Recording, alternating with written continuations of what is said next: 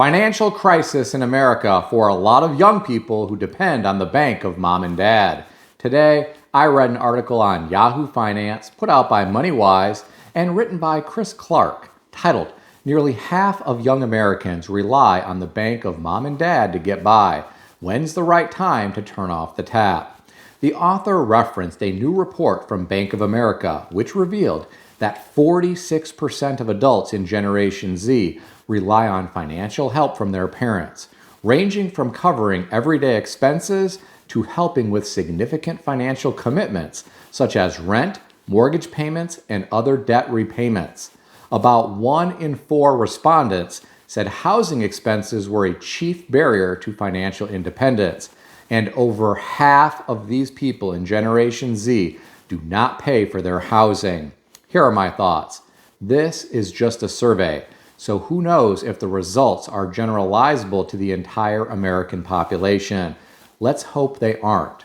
With that said, this is still interesting information.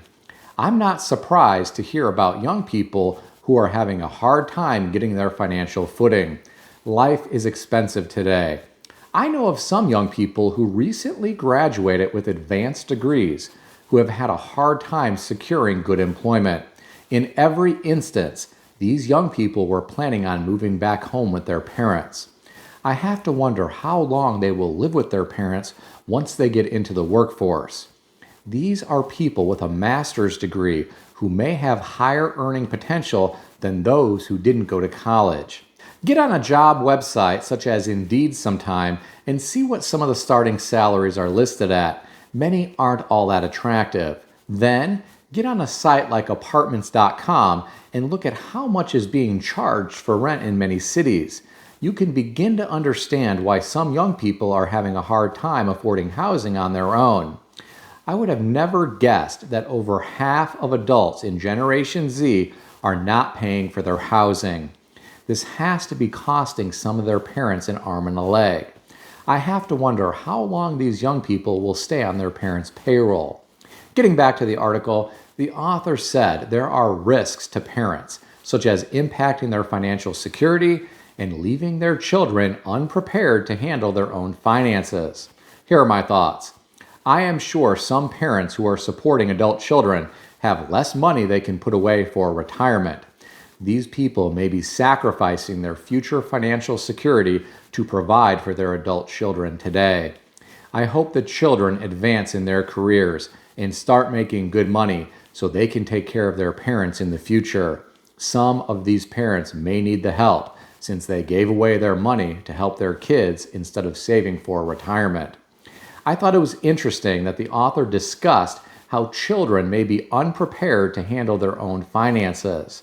Some parents do a good job mentoring their children, and they teach them about money. Unfortunately, there are other adults who are in a terrible financial situation, and all they could do is tell their children not to follow in their footsteps. Many don't have good advice to share with their children that would help them. If parents are living paycheck to paycheck and relying on various forms of debt to barely scrape by, what kind of real guidance can they provide their adult children with? I think you see my point with all of this. In my opinion, it is very sad for a lot of families.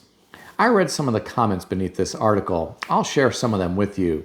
One commenter said, "Teach your children how to budget money. It's always been hard to get started in life, but you won't be around forever to bail them out of financial problems."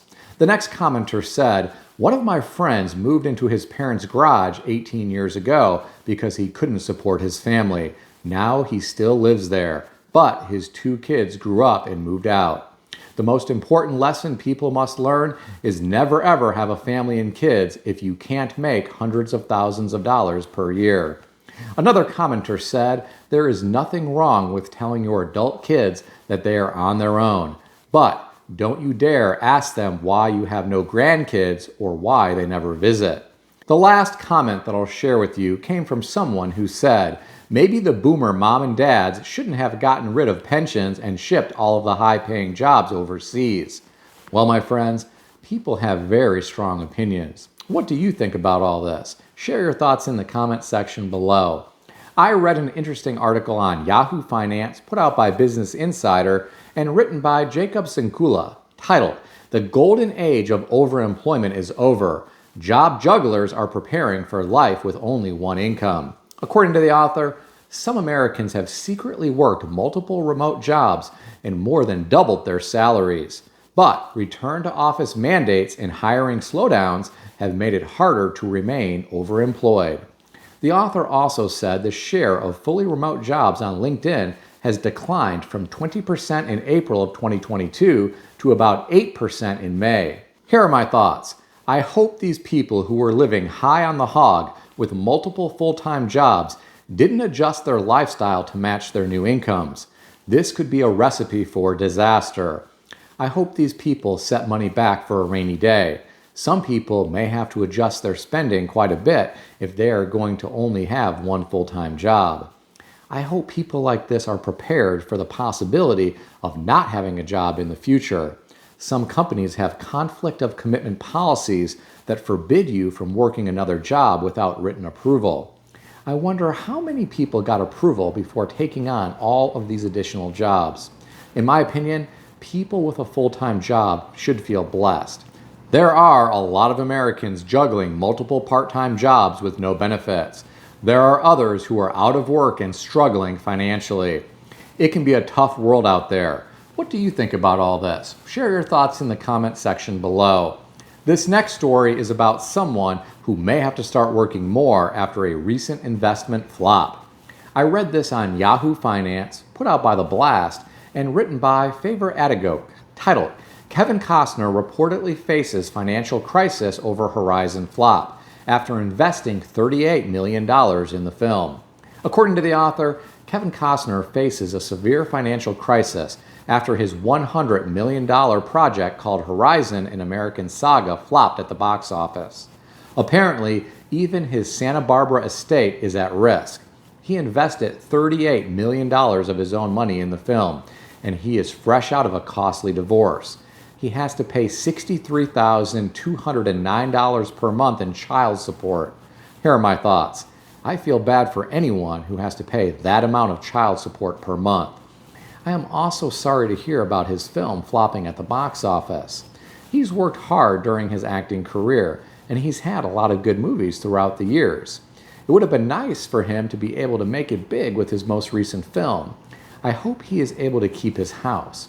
I really don't understand how a $38 million investment would put his house at risk. According to Celebrity Net Worth, he has a net worth of $250 million. There are other sites that claim he is worth $400 million.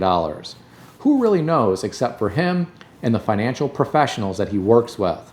This is not the first time one of his movies has flopped. I remember when Waterworld flopped. I didn't think it was a terrible movie, but I didn't think it was great either.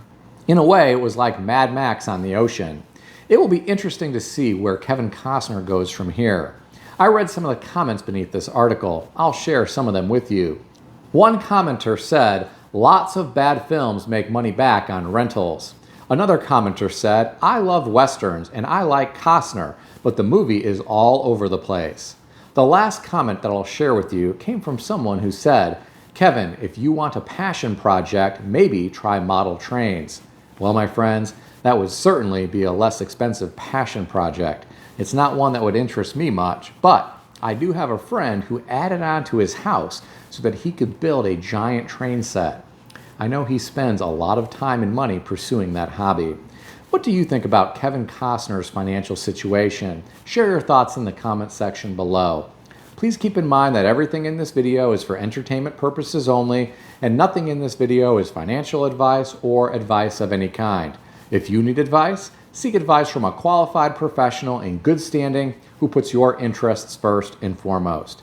If you enjoyed this video, consider subscribing to the channel. Please also consider sharing this video with your friends. I want to extend a special thanks to everyone who has subscribed to this channel. I want to also thank all of my channel members. If you would like to become a channel member, there is a link in the description beneath this video. You can read more about the different membership levels. Please also check out some of the great books that I suggest you consider reading in the description below. I've included Amazon affiliate links to these books. As an Amazon associate, I earn from qualifying purchases. Stay healthy and wealthy. I'll see everyone in the next video.